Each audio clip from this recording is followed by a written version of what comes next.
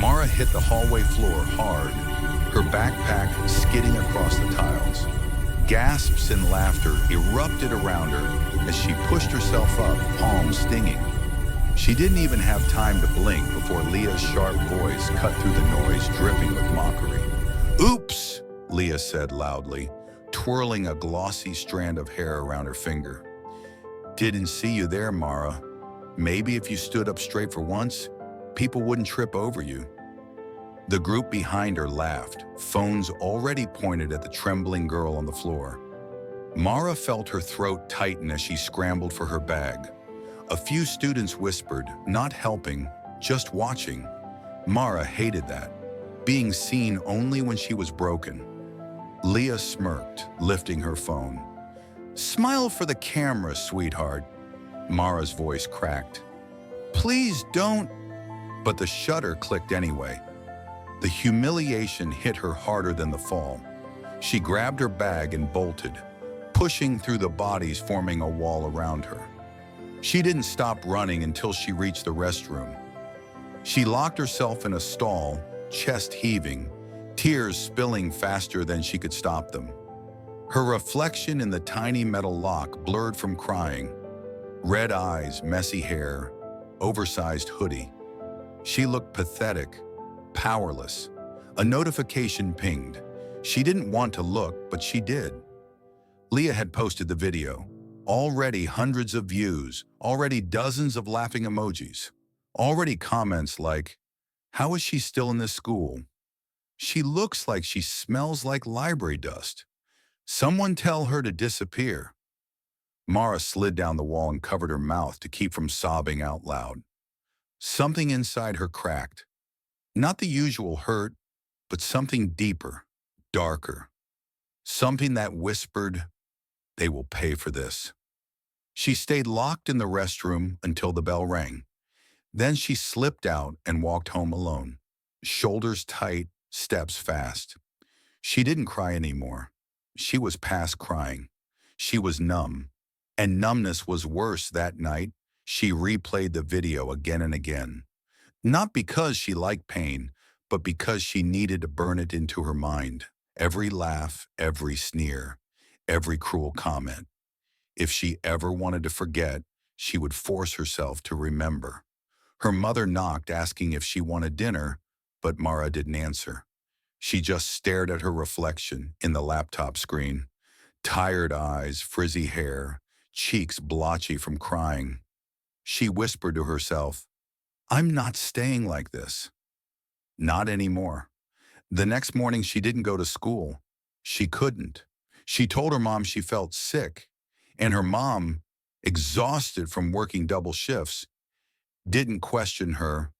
Mara spent the whole day in her room with her laptop open, researching how to change your wardrobe, how to fix posture, how to build confidence, how to reinvent yourself, how to disappear and come back unrecognizable. The words that stuck with her were, "Transformation isn't about becoming someone new. It's about killing who they think you are." That line repeated in her head like a mantra. Over the following weeks, Mara didn't step foot in school. Emails came from teachers, then calls, but she ignored them all. Her mom asked questions, but Mara always said she needed time. And her mom, tired and overstretched, trusted her. Mara turned the humiliation into fuel. She cut up her old clothes and bagged them. She watched endless makeover videos and practiced new makeup styles until her fingers were stained with foundation and eyeliner. She bought thrift store clothes, tailored them herself, learning slowly but obsessively. She fixed her posture, trained her voice to be steadier and sharper, practiced walking with more confidence. She even changed how she smiled, less timid, more controlled. It wasn't just physical. She studied the dynamics of popularity, social manipulation, subtle intimidation. She watched Leah's group on social media every day, noting their habits, weak spots, insecurities they tried to hide. Every night she wrote their names in a notebook: Leah, Jenna, the twins, Kira and Kayla. Evan. Then she scribbled beneath each name what they fear, what they hide, what they crave, how to break them. Revenge wasn't a scream, it was a plan. By the time summer vacation arrived, Mara was no longer the girl who had run crying into a bathroom stall. She spent the summer perfecting everything she had started: hair appointments, skin routines, voice training exercises, fashion adjustments, mental rehearsals, shadowing conversations online to replicate social confidence. Every day she sculpted herself into someone new. On the last night of summer, she stood in front of the mirror wearing a fitted black top, jeans that hugged her figure, and a subtle smoky eye that sharpened her gaze. Her hair fell in soft waves, framing a face that carried both beauty and danger. She looked powerful, and the way she held her shoulders, straight, confident, made her appear taller. She whispered, "They won't know me. They won't see me coming." The first day of school was Abiyu. The first day of school was warm, sunlight slipping across the pavement as students streamed through the gates. Mara approached with controlled steps, chin lifted, eyes steady. Conversations paused around her, heads turned. Even the confident ones stared like they were witnessing a new student, a mysterious one. And she loved it. Leah and her group were at their usual spot under the old tree, laughing loudly and pretending everyone else didn't exist. When Leah looked up and saw Mara, though she didn't know it was Mara, her eyes widened for a split second before narrowing with curiosity. Jenna whispered something to Leah while glancing Mara's way, and Leah scoffed, flipping her hair. But her eyes followed Mara longer than she intended, because there was something unsettling about her, too composed, too unreadable. Mara walked right past them without a glance, but she heard Jenna say, "Who's she?" Leah replied softly, "Someone who thinks she matters." Perfect, Mara smirked, just enough for herself. Her first class was English. She took a seat near the back, not to hide, but to watch. Students eyed her like she was a new transfer. A few boys whispered. One girl complimented her shoes. Mara responded with a warm smile, disarming, friendly, calculated. Everything was part of the plan. When Leah entered the classroom, the energy shifted. She walked like she owned the room. But for the first time, Mara saw something behind her eyes. An insecurity she had never noticed before her transformation. Or maybe Leah had hidden it well until now. Leah's eyes skimmed the room and landed on Mara. She hesitated. Then she looked again, longer this time. That was the moment Mara knew the disguise was flawless. Leah didn't recognize her. Leah sat 2 rows in front of her and leaned toward Jenna. "She looks like she thinks she's better than everyone." Mara leaned back, amused. The teacher began class, but Mara wasn't listening. She was studying the back of Leah's head, imagining the moment Leah would realize who she was. Not yet. It needed to happen when the collapse had already begun. Revenge wasn't a single strike. It was a slow, controlled burn. At lunch, Mara moved through the cafeteria confidently. Ignoring the stares, she picked an empty table in the corner. Not isolating, but intentionally mysterious. Students kept glancing at her. Whispers spread. Someone even asked if she was a model. She played along, shrugging lightly. No, just new. The day unfolded perfectly. Every look, every whisper, every curious stare worked in her favor. But the highlight came when she passed Leah in the hallway, and Leah forced a polite smile, fake but respectful. A smile Leah had never, ever given her, before Mara returned the smile softly. "Hi," Leah blinked. "Hey, do I know you?"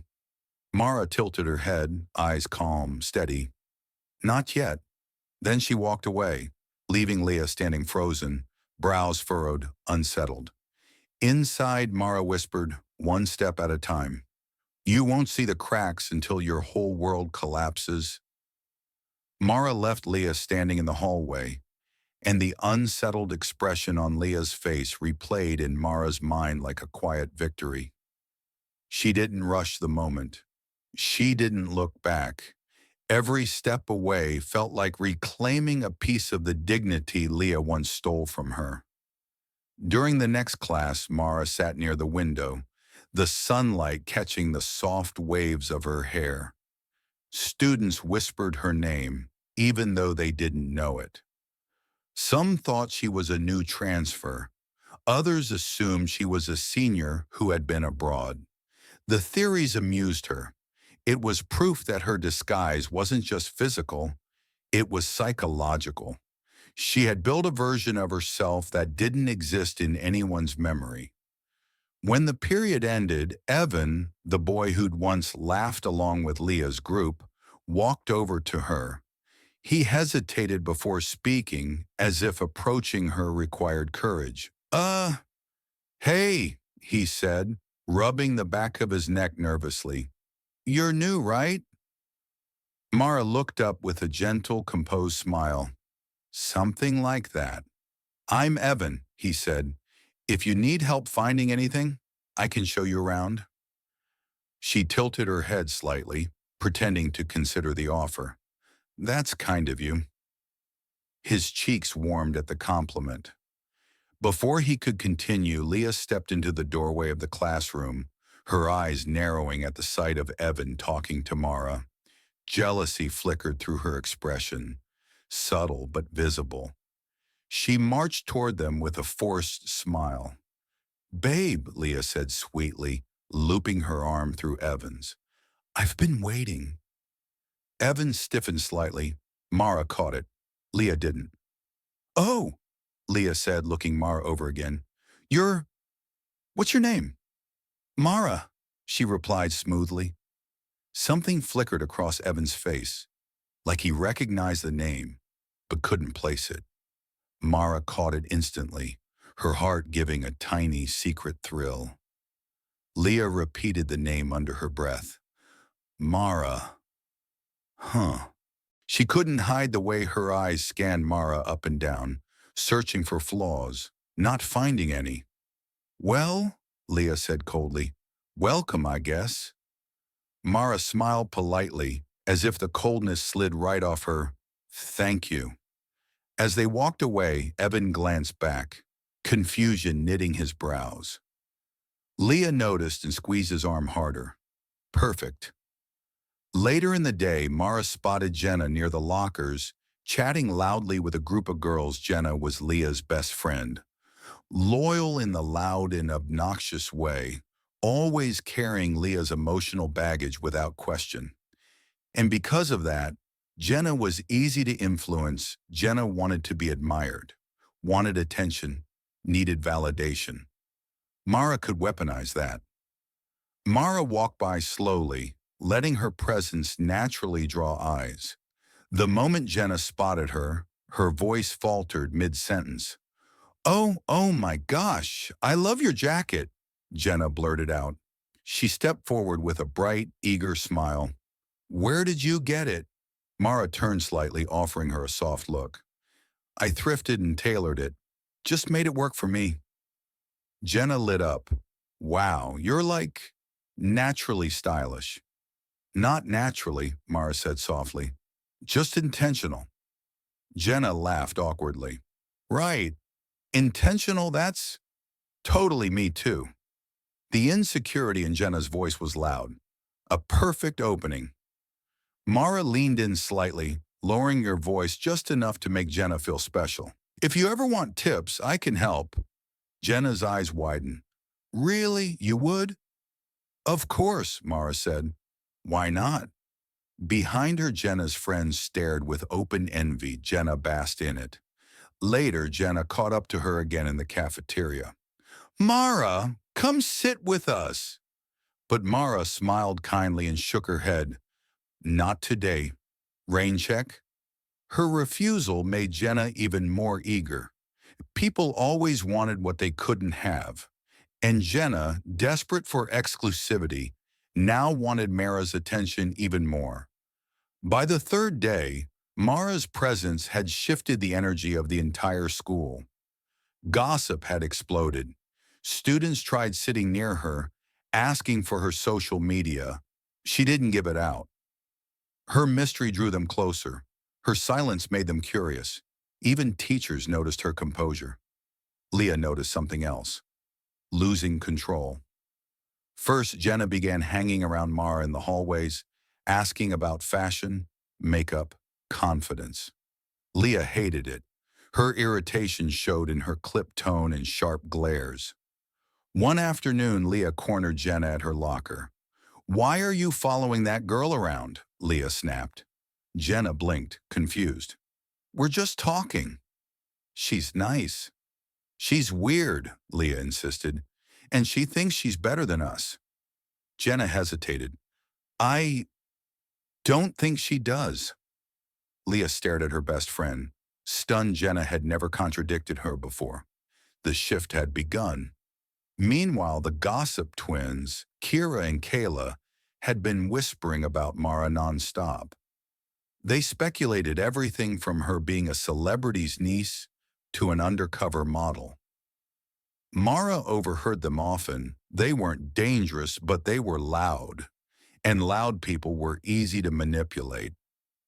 After spotting them in the restroom one afternoon, Mara walked in and washed her hands silently. They glanced at her in the mirror. "Hey, Kira said. "Someone said you used to go here, but you look totally different." Mara dabbed her hands on a paper towel. "People say a lot of things." Kayla leaned in. "So is it true? Did you get surgery? Or are you, like, older than us?" Mara looked at them calmly. "If I told you, you'd tell everyone." Their mouths opened, ready to deny it, but the guilt in their eyes gave them away. "That's okay," Mara said with a small smile. "Secrets are hard to keep." She left them speechless.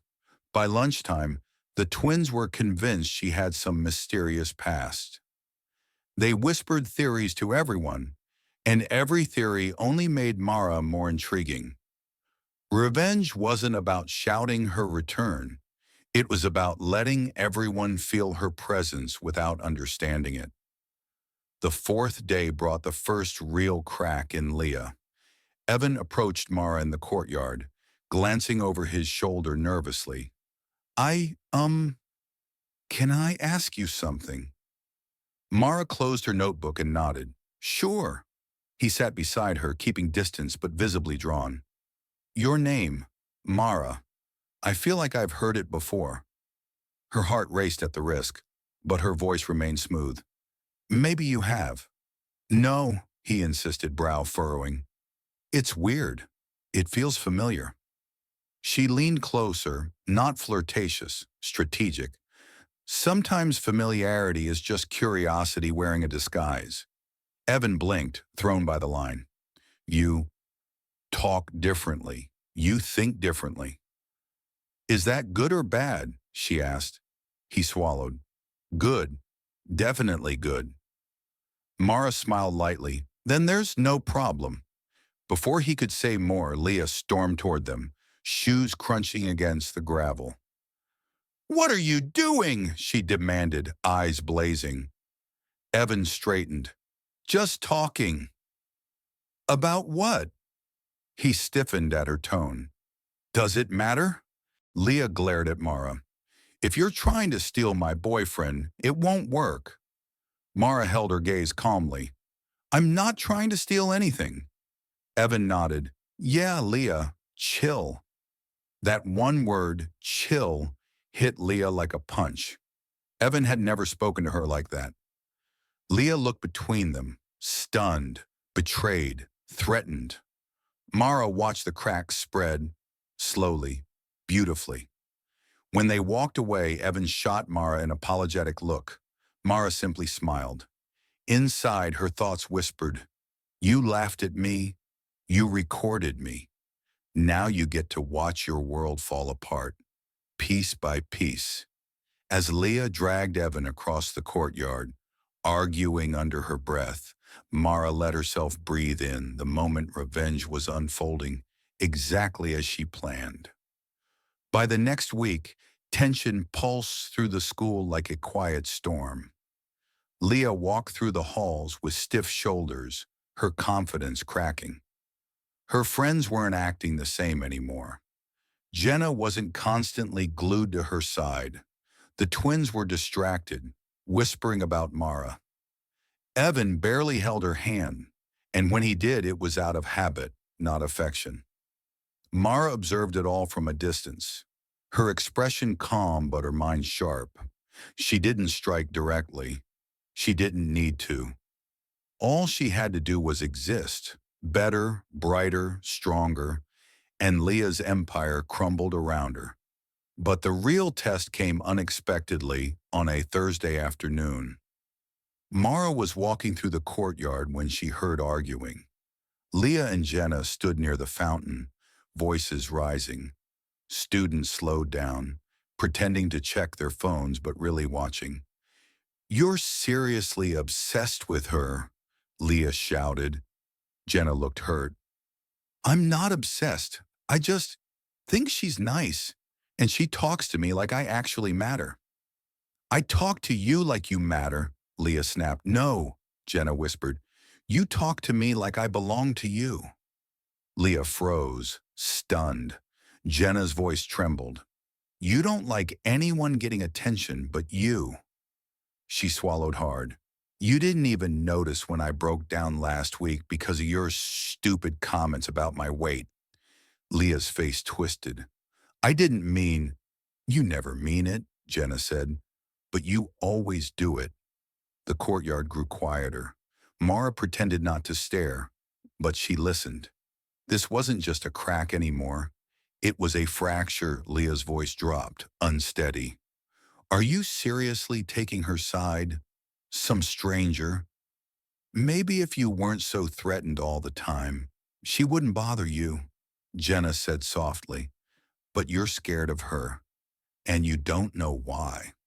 Leah's eyes darted around, furious, humiliated. "You're unbelievable." She stormed away, shoving through the crowd. Jenna stayed by the fountain, shoulders shaking. Mara considered approaching her, but she walked past instead, her silence intentional. People trusted mystery more than comfort. That day after school, something unexpected happened. Noah, Leah's quiet, observant younger brother, approached Mara at the bike racks. She had never spoken to him before, but she had noticed him. He was the kind of kid who watched everything but said nothing. He stood a few feet away, fiddling with his hoodie strings. Hi." Mara glanced at him, the calm mask slipping into place. "Hi." He hesitated. "Can I ask you something?" "Sure." He looked into her eyes, really looked, and Mara felt her stomach tighten. "You're Mara," he said softly, "the old Mara." Her breath hitched. It was like the world paused for a heartbeat. She kept her voice steady. "Why do you think that?" "Because," Noah whispered, "I remember your eyes.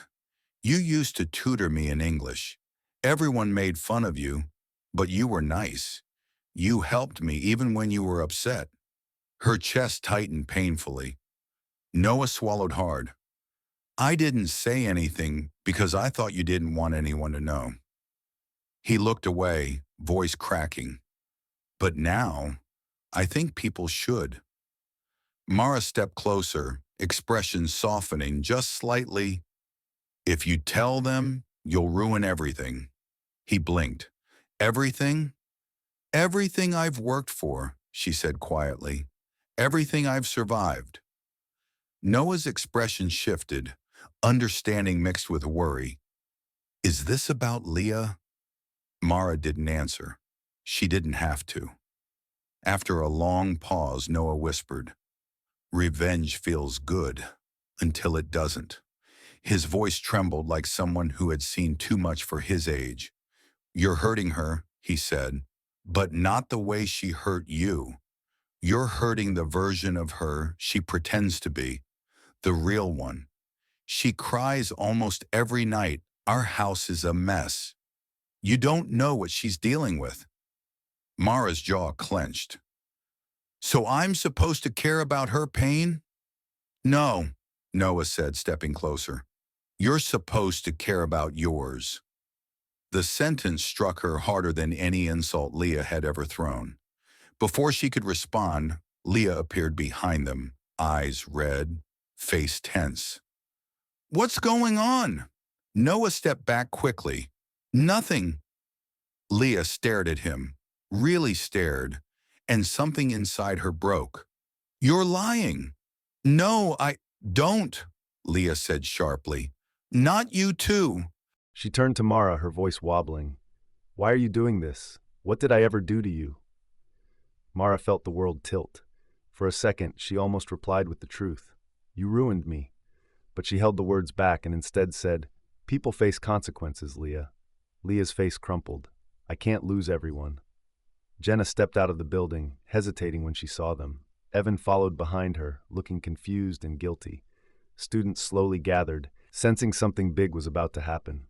A confrontation, a collapse, a reveal. Leah's voice rose, trembling. "If you have something against me, say it. Say it to my face like a real person. Stop hiding behind your perfect little makeover." Mara's heart pounded. The moment had arrived sooner than she planned, and all eyes were on her. Noah whispered, "Please, don't." But the truth pressed on Mara's tongue like fire. "You want the truth?" she said, stepping forward. "Fine." The crowd leaned in, breathless. "You bullied someone until she couldn't show her face in school," Mara continued. "You humiliated her, made a joke out of her, destroyed her confidence." Her voice stayed level, but her hands shook. "You filmed her. You posted it. You laughed while she cried." Leah's face went pale. Mara took a breath, feeling the weight of every memory. "You want to know who I am?" She stepped into the light. "I'm the girl you broke." A gasp rippled through the crowd. Jenna covered her mouth. Evan froze. Leah stumbled back like she'd been physically hit. "No," Leah whispered. "No, that can't, Mara." Silence fell heavy over the courtyard. Leah shook her head violently, tears building in her eyes. I didn't know it hurt you that much." Mara stared at her, voice quiet and deadly. "That's the problem, Leah. You never know, and you never think you have to." Leah broke. Tears spilled over as she covered her face. "I'm sorry. I'm so sorry." Mara expected to feel triumphant, powerful, victorious. She felt none of that. She felt tired. Noah watched her carefully, his eyes pleading. "You've already won. Don't become what they were to you." The words settled in her chest like a truth she didn't want to accept. Mara looked at Leah, messy, crying, fragile, and remembered the version of herself on the bathroom floor months ago. Maybe she didn't want anyone else to ever feel that way again. Not even Leah. She stepped back, voice steady. "I'm done." Leah looked up, confused. You're not going to expose me more." "No," Mara said. "You already exposed yourself." The crowd parted, silent, letting Mara walk away with dignity intact. As she passed Jenna whispered, "I'm sorry, Mara, for everything." Mara nodded but didn't stop. When she passed Evan, he couldn't meet her eyes. She didn't care. She wasn't doing this for him. Noah caught up beside her. "You did the right thing." "Maybe," she said softly. "Or maybe I'm just tired of hurting." He offered a small smile. "That's what makes you different from them." For the first time that day, Mara breathed freely. That night, she opened her notebook, the one filled with names and plans. She crossed out every name, one line at a time, slowly, firmly. When she reached the last page, she hesitated. Her own name stared back at her. She crossed it out too. The next morning, she felt lighter. Before the video ended, the narrator's voice gently reminded viewers to subscribe, like, comment, and share if they wanted more gripping stories like this. And somewhere behind the storytelling itself, Mara's final thought lingered. Revenge had changed her, but choosing who she became afterward, that was the real victory.